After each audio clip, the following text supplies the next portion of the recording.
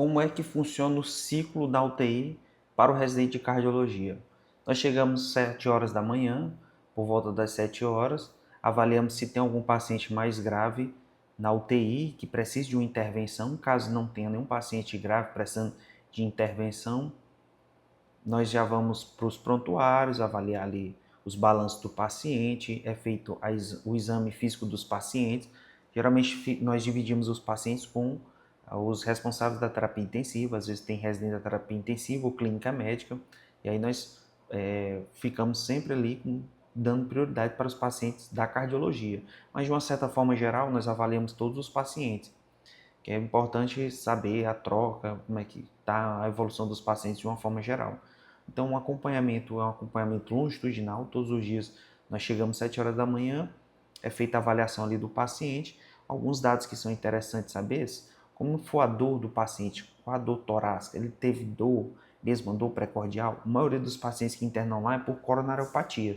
Então tem que investigar quais são as medicações que usa, qual foi o tratamento que foi realizado, se foi feito trombólise ou não, se ele tiver feito trombólise, teve critério de reperfusão, sim ou não.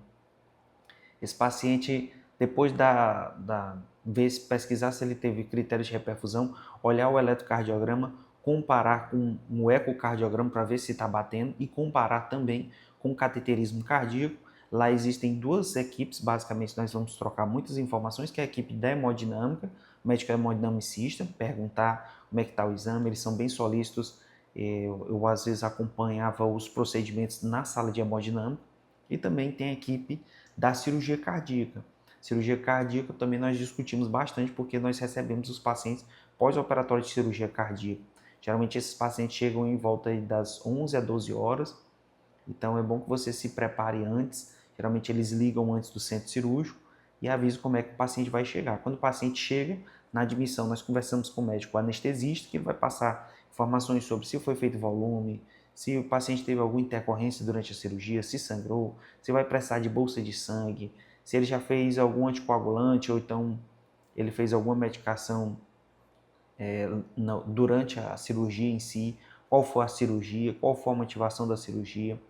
Geralmente esses pacientes eles vão chegar ali de uma ressaca de uma sedação. A extubação, preferencialmente, é uma extubação precoce, mas tem que ser avaliada as gasometrias pareadas para observar se aquele paciente está tendo uma boa troca. Então, é avaliado nesses pacientes tanto a macro quanto a microcirculação. A microcirculação vai ser lactato, essa troca, o gap de CO2, que é interessante avaliar. Já na macrocirculação, você vai avaliar nível de consciência, de urese do paciente, tempo de enchimento capilar. Então, de uma certa forma, esses pacientes, você conversa com o cirurgião também, o cirurgião cardíaco, ele vai dizer se foi com SEC ou sem SEC, SECs acima de 60 minutos, o paciente, para fazer essa circulação extracorpórea, acima de 60 minutos, esse paciente tem um maior risco de sangramento, porque eles colocam um anticoagulante na máquina para que o sangue do paciente ele não coagule. Então, quando a SEC ela foi acima de 60 minutos, existe um risco maior. Observar a temperatura do paciente, lembrar da tríade da morte, vai ser a tríade da morte, hipotermia, acidose metabólica, que esse paciente ele possa vir ter, e esqueci agora o outro agora, da tríade da morte. Mas enfim, então é avaliado esses parâmetros todos do paciente. O paciente, quando ele é estubado, você pergunta depois, vai fazer uma anamnese detalhada, o que foi que aconteceu, se ele já teve eventos prévios, quais são as medicações, se usava ou se não usava, se já tinha feito tratamentos do coração ou não.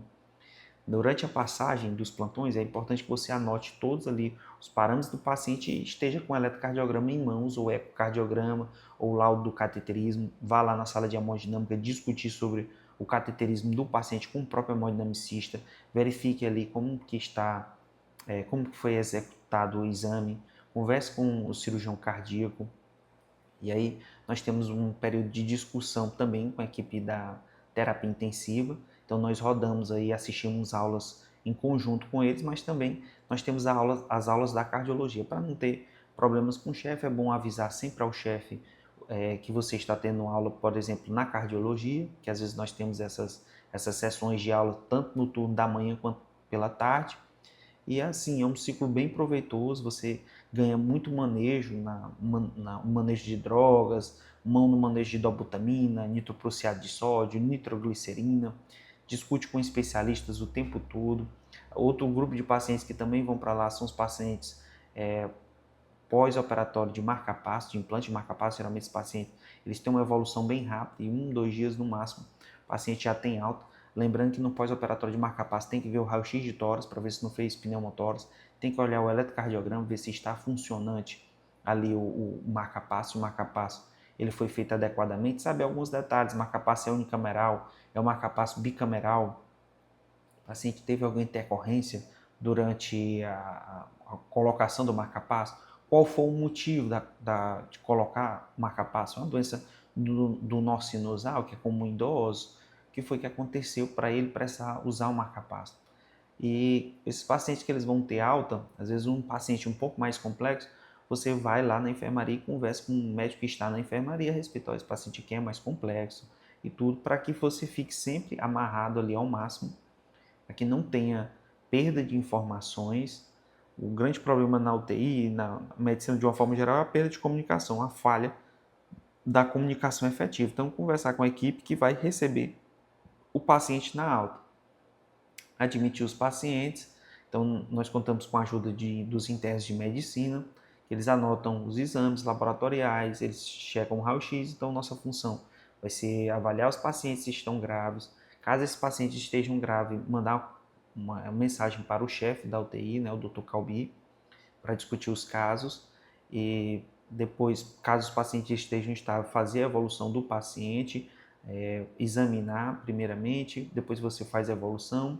Depois, durante a passagem de plantão geralmente é 12 horas, 1 hora da tarde, e aí você já se prepara, o chefe ele fala muitas condutas, tem que anotar tudo direitinho, depois você confere também com o plantonista, para que você distribua assim as tarefas, porque às vezes falado muitas condutas durante a visita, então você faça um checklist duplo em concomitância com o plantonista. Então, assim, de forma geral, é um ciclo bem proveitoso. Aproveite bem o ciclo, é um ciclo muito bom para avaliação do eletrocardiograma, para avaliação do ecocardiograma. Às vezes o médico ecocardiografista vai lá, faz o exame à beira-leito, e aí é a hora de você discutir e aprender a respeito dessas patologias cardíacas todas.